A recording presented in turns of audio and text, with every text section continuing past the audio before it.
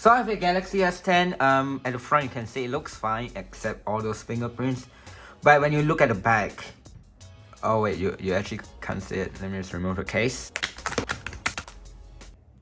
Yeah, it's cracked. So the way it cracked is kind of weird. Well, basically, I put it here and it decided to slip.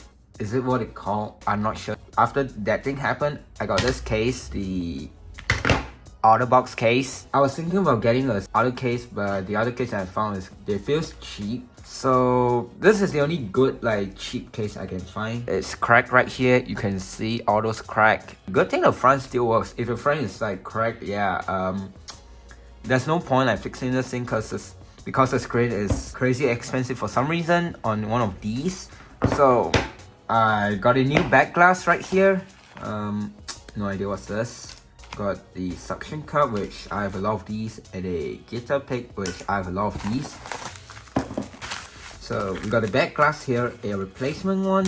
That seller say it's the OEM, but I doubt. You can see right here it says S10, but here it doesn't. And the font looks quite off, but I don't care anyway. Good thing is like the color still match. Good thing the one that I bought has like all those adhesive. So yeah, this part starts falling apart. So I think I should do it in it here.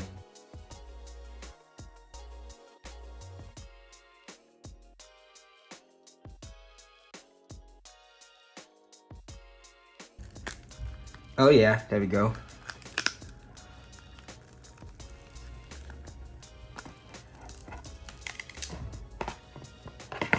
Yeah, let me see, what do we need?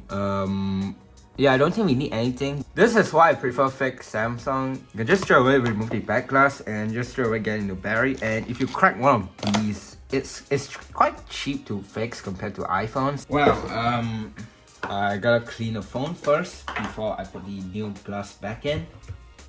Now, I'm going to put this. So, looks like we have to peel this first.